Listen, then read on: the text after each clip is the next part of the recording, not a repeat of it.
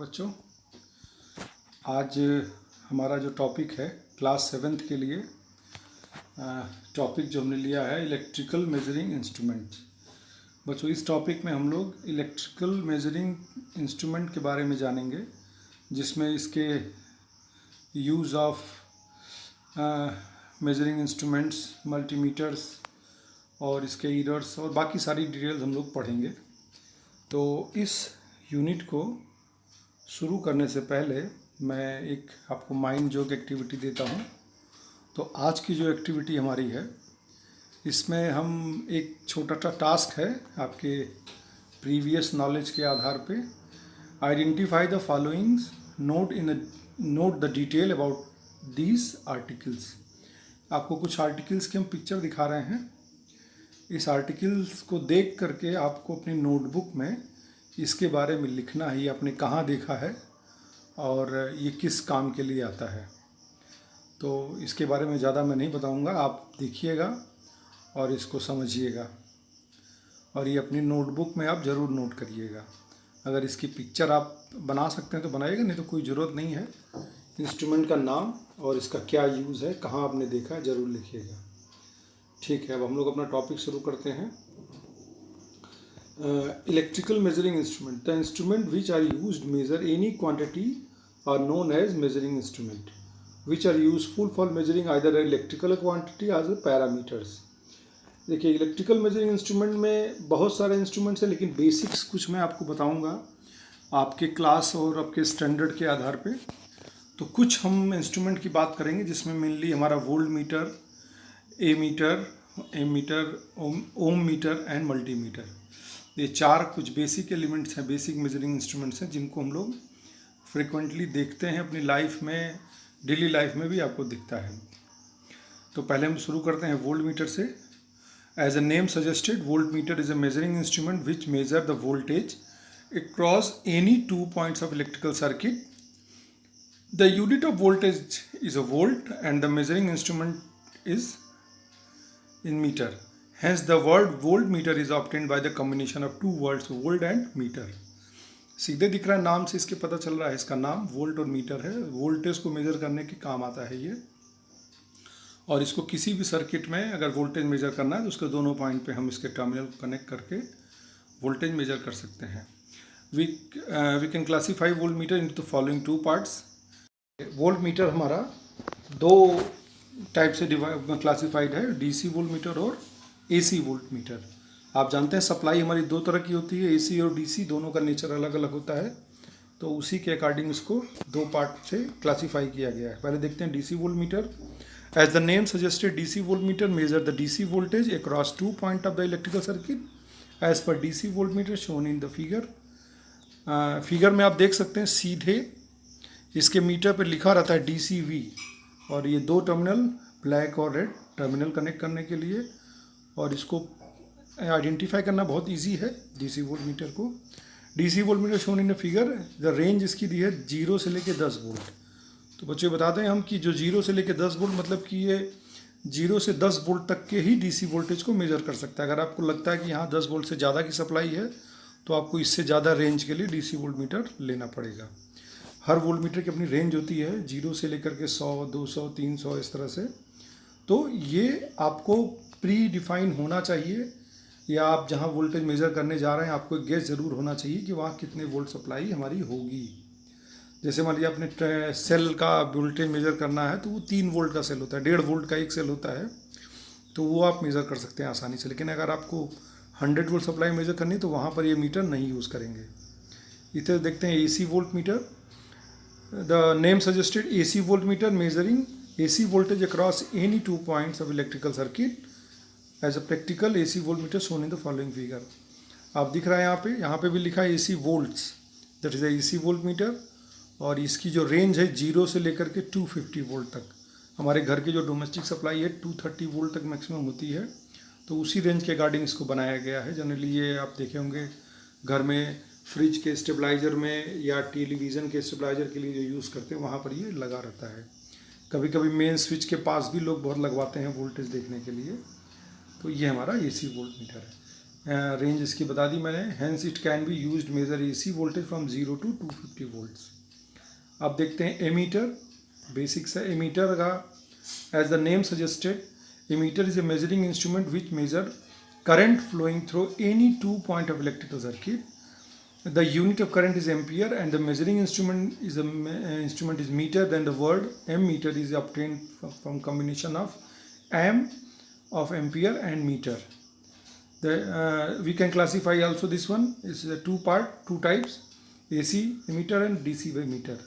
As usual ये metre पे ही लिखा रहेगा कि कौन सा हमारा AC मीटर है और कौन सा हमारा DC मीटर है। इसको क्लियर है आपको। इसके बाद देखते हैं DC meter shown in the figure 0 to 50 ampere, वही रेंज की बात कर रहा है ये। तो मीटर को देख के पता चल जाता है कितनी रेंज का मीटर है ये, तो उसको उसी रेंज के लिए हमको यूज़ करना है। AC वोल्ट एमीटर में भी वही सेम चीज़, ये हमारा 100 एम्पियर तक के लिए है। इसमें भी आपके जो मेज़र करने के लिए 2 पॉइंट्स को जहाँ पे कनेक्ट करेंगे हम, तो आप AC मेज़र कर सकते हैं। The range is 0 to 100 ampere. Now बात करते हैं ओम मीटर की।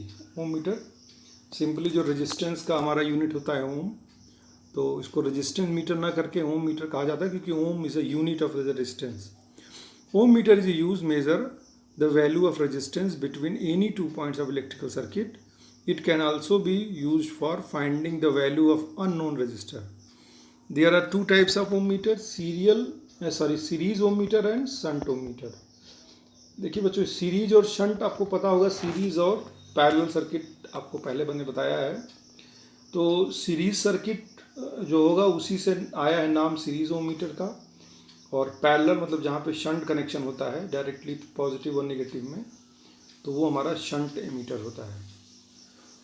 इन the series type ohm meter, resistor whose value is unknown and to the measure should be connected with the ohm meter. It is useful for measuring high value of resistance. ज़्यादा value के resistance को major करने के लिए हम लोग series type ohm metre use करते हैं। ये फिगर में दिखाया गया है, ये ओम मीटर का डायग्राम है। इसकी जो रेंज आप देख रहे हैं, ये 0 से शुरू है रेजिस्टेंस और इनफाइनाइट तक जाता है ये। तो 100 ओम तक की वैल्यू ये मेज़र कर सकता है यहाँ पर। और ये इसकी सेटअप दिए हुए हैं। और जनरली आप ये फिजिक्स लैब में जब कभी जाएंगे आप, साइंस लैब में, तो आपको दिखेगा ये।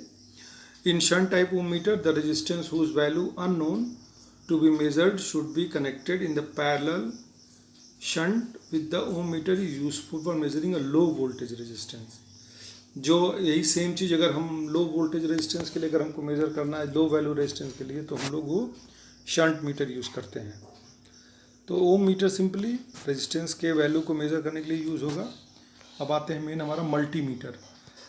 For measuring the volt meter, ammeter and ohm meter, separate meter instrument to be use to measure the voltage, current and resistance respectively. That means we can use separate measuring instrument for the measuring voltage, current and resistance. Suppose if a single measuring instrument can be used to measure quantities such as voltage, current, resistance at a time, then is said to be a multimeter. समझ में आया बच्चों कि जहाँ पर आपको voltage के लिए वोल्ट मीटर चाहिए, करंट के लिए करंट का ओम मीटर चाहिए, रेजिस्टेंस के लिए ओम मीटर चाहिए, तो अगर एक ऐसा इंस्ट्रूमेंट हो जिससे हम सब कुछ मेजर कर सकें, तो that is the multimeter. It is got the name multimeter since it can be measure multiple electrical quantities at one time.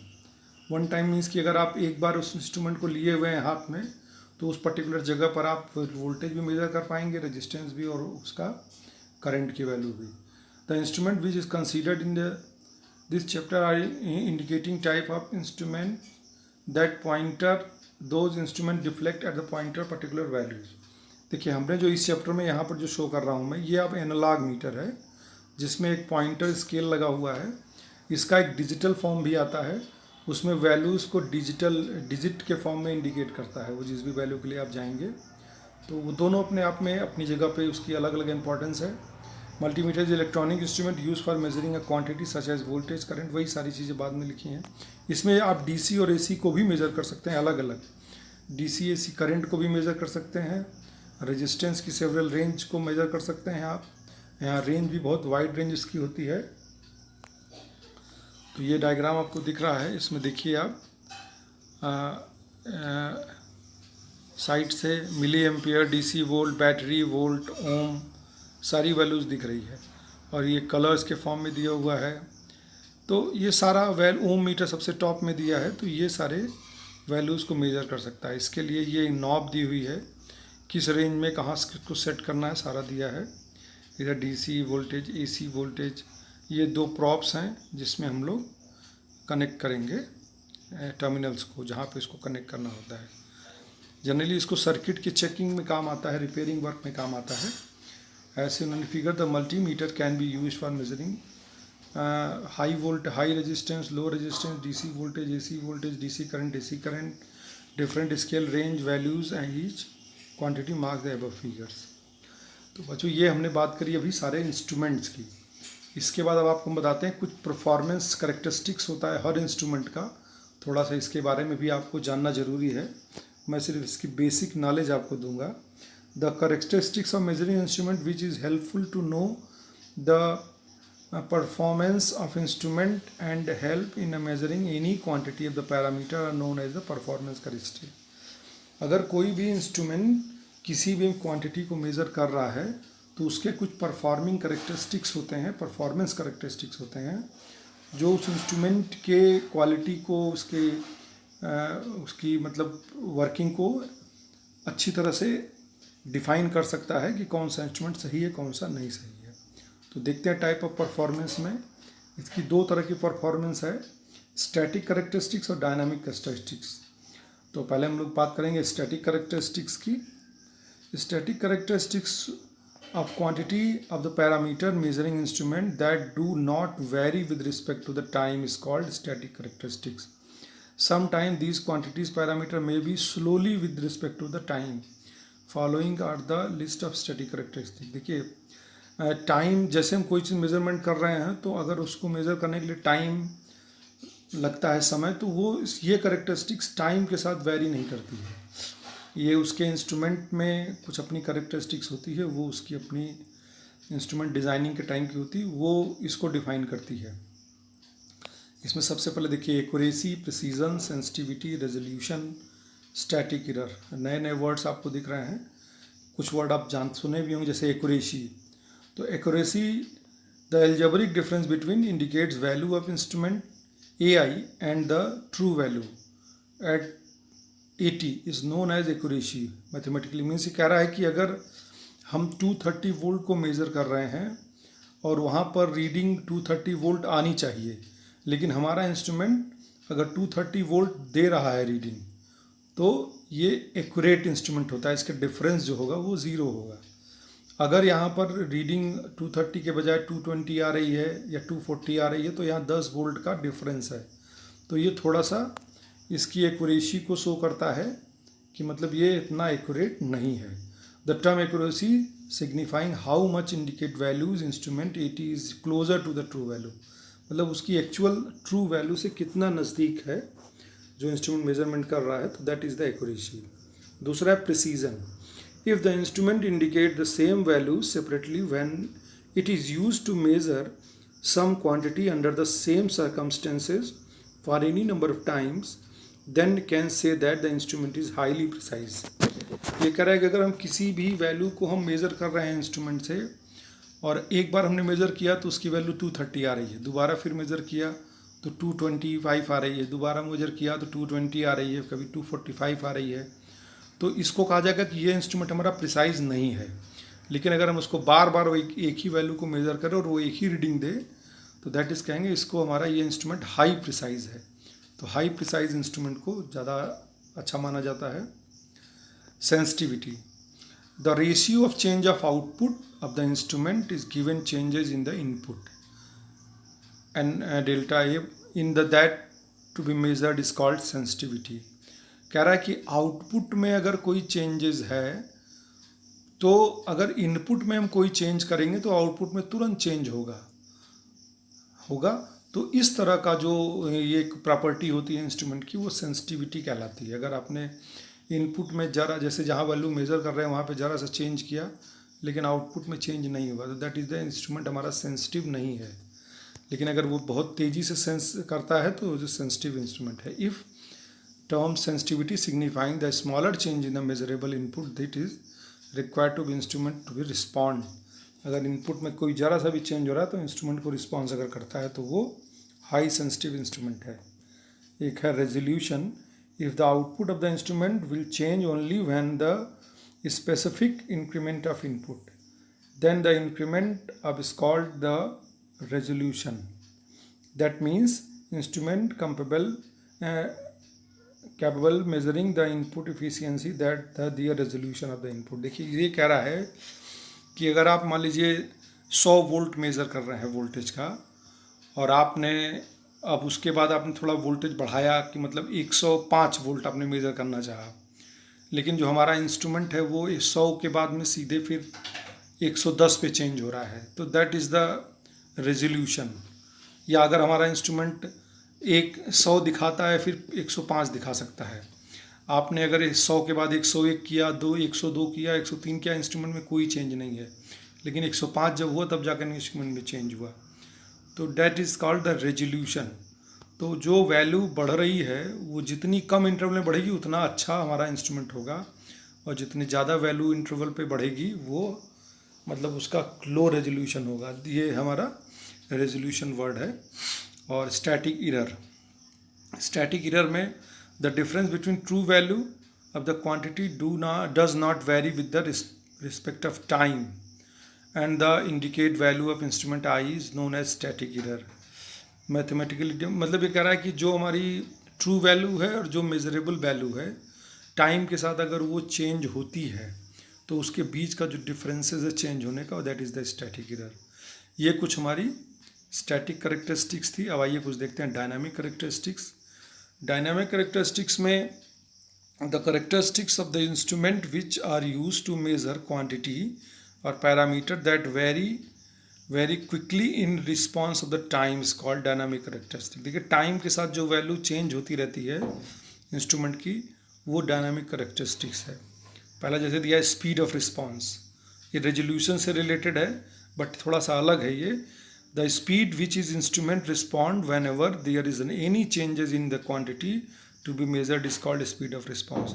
मतलब अगर आपका इंस्ट्रूमेंट मेजर करते समय जरा सा भी वैल्यू वहाँ चेंज हो रही है तो तुरंत आउटपुट में चेंज आएगा, that is the speed of response. फिर है dynamic error. Dynamic error the difference between true values 80 of the quantity that varies with the respect of time to indicate value of instrument AI is dynamic error ED। Same उसी तरह से define किया है जैसे आपने अभी static error को define किया था, तो वो स्टैटिक चेंज था, ये टाइम के साथ चेंज अगर हो रहा है ये, तो ये हमारा डायनामिक एरर होगा। Fidelity the degree of to which instrument indicates changes measured by the quantity without any dynamic error is called fidelity। मतलब अगर हम इंस्ट्रूमेंट से कोई भी वैल्यू मेज़र कर रहे हैं और उसमें कोई एरर ना हो तो दैट इज़ कॉल्ड फिडेलिटी है। कोई भी डायनामिक एरर अगर हो रही है मतलब without any dynamic error, that is called fidelity. The error which occurs during the measuring of known as measurement error. Measurement error में अगर कोई एरर होती that is the error. Log the amount of delay present in the response of instrument whenever there is a change in the quantity to be measured called measuring log, also simplified as called as a log। तो ये कुछ हमारी कुछ basics definition थी इसकी। अब एक error के बारे में भी आप लोगों को मैं थोड़ा सा बता दूं, एरर कितने तरह की होती है, क्योंकि जहाँ पर मेजरमेंट की बात आती है वहाँ एरर जरूर आता है। एरर होती है जो पहले जैसे टाइप्स ऑफ एरर में 3 मेनली एरर है, ग्रास एरर, रैंडम एरर और systematic error. Gross error which occur during the lack of experience to observer while taking a measuring values known as the gross error. जैसे आप reading ले रहे हैं, आप सही से रीडिंग नहीं पढ़ पाए, इंस्ट्रूमेंट सही रीडिंग दे रहा है लेकिन आप सही से नहीं पढ़ पाए, that is a grass error. और इसको मिनिमाइज़ करने के लिए कुछ स्टेप्स हैं। आप अच्छे इंस्ट्रूमेंट को यूज़ करिए जिसकी रेंज आपको क्लियरली समझ में आती हो, और रीडिंग को बहुत केयरफुली लेना है। दूसरा है random error. The error occurs due to unknown source of during measurement time. जब कोई इंस्ट्रूमेंट मेजरमेंट हम लोग यूज़ करते हैं, बहुत सारे अननोन सोर्सेज हो सकते हैं जिसके थ्रू ये रीडिंग गलत होती है, ये रैंडम एरर होती है और इसको बहुत मुश्किल है एलिमिनेट करना, पॉसिबल नहीं है ज़्यादा इसको मिनिमाइज़ करना, क्योंकि इसका सोर्स नहीं पता होता है। तो इसके लिए कुछ स्टेप्स हैं, उसको हम लोग ले सकते हैं। पहला है कि उसी रीडिंग को आप कई बार लीजिए, 1 बार, 2 बार, 4 बार, 5 बार, और फिर उसको स्टैटिकल एनालिसिस आप कर सकते हैं। जैसे ज़्यादा रीडिंग होती है तो हम लोग स्टैटिक एनालिसिस करते हैं। उसके लिए तरीका है mean, medium, variance, deviation, standard deviation. तो कहने का मतलब अगर आपने 10 बार रीडिंग ली और 4 बार की रीडिंग बिल्कुल क्लोज आ रही है, एकदम आसपास, तो आप कह सकते हैं कि ये रीडिंग हमारी सही होगी। दैट इज़ द मीन निकालने का तरीका होता है। उस रीडिंग को आपस में जोड़ के और 10 से डिवाइड कर दीजिए, या जितनी बार रीडिंग ली उसे डिवाइड कर दीजिए, तो आपको एक्चुअल वैल्यू निकल आएगी। Systematic error, if the instrument produce an error which is the contest of uniform deviation during the operation known as systematic error. देखिए, जब इंस्ट्रूमेंट की मैन्युफैक्चरिंग में कोई डिफेक्ट होता है तो वो सिस्टमैटिक एरर होता है, और इसके लिए फिर आपको जो है, जो मतलब इसके जिस मटेरियल से ये बनाया गया है इंस्ट्रूमेंट, ये उस पर डिपेंड करता है। तो इसलिए अच्छी क्वालिटी का, अच्छे ब्रांड का इंस्ट्रूमेंट यूज़ करना चाहिए, जो ज़्यादा पॉपुलर होता है। तो कुछ सिस्टमेटिक एरर जैसे instrumental error, environmental error, observational error. तो इंस्ट्रूमेंटल एरर में कुछ शार्ट कमी अगर इंस्ट्रूमेंट में ही पहले से है, लोडिंग इफेक्ट है, या और सर्किट का खुद का अपना वोल्टेज कंज्यूम कर लेता है, वो करंट में डिसिपिएट कर देता है, तो ये इस तरह का इंस्ट्रूमेंटल एरर है। इन्वायरमेंटल एरर है, मेज़र करते समय अगर इन्वायरमेंट में कोई प्रॉब्लम है, टेम्परेचर का, प्रेशर का, तो वो भी डिपेंड करता है। Observational error due to observing while taking a meter reading. जब हम रीडिंग ले रहे हैं उस समय भी कोई एरर हो जाती है कभी कभी, निडल में डिफेक्ट हो गया आप, या फिर उसका निडल का और आप जो पीछे स्केल दिख रहा है उसके बीच में कोलैबोरेशन सही नहीं है, तो ये हमारा एरर शो करता है। तो इस तरह से हमने आपको कुछ इंस्ट्रूमेंट के बारे में बताया है। इसके बाद एक मैं क्वेश्चन आपको दे रहा हूँ, एक फिगर है ये, इसमें आप देख लीजिए, ऊपर में एक स्केल दिख रही है, एक निडल दिख रही है, कॉयल है, मैग्नेट है, सॉफ्ट आयरन है, नीचे 2 टर्मिनल्स है, इसमें कुछ यूज़ करके ये बना रहे हैं। तो ये इस फिगर में आपको जो भी समझ में आ रहा है उससे आप एक्सप्लेन करेंगे ये क्या चीज़ है ये। और एक असाइनमेंट मैं आपको दे रहा हूँ, एक फिगर मैं आपको दे रहा हूँ, ये आपने कभी अगर कहीं देखा हो अपने घर के आसपास अगल बगल, तो इसके बारे में एक प्रोजेक्ट आपको छोटा सा करना है। इसका इंस्ट्रूमेंट का नाम क्या है, आप जिस नाम से जानते हैं वो लिखिएगा। Place of this instrument where you see are the placed, जहाँ आपने देखा या लगा हुआ है वो करिएगा। इसका डायग्राम ड्रा करने की कोशिश करिएगा, और इसके बारे में और भी जो इन्फॉर्मेशन आप कलेक्ट कर सकते हैं वो करिएगा। तो बच्चों, ये हमारा आज का जो टॉपिक था, मुझे उम्मीद है पूरा समझ में आया होगा। कोई डाउट है तो आप हमें कमेंट बॉक्स में लिख के बता सकते हैं। Okay, thank you.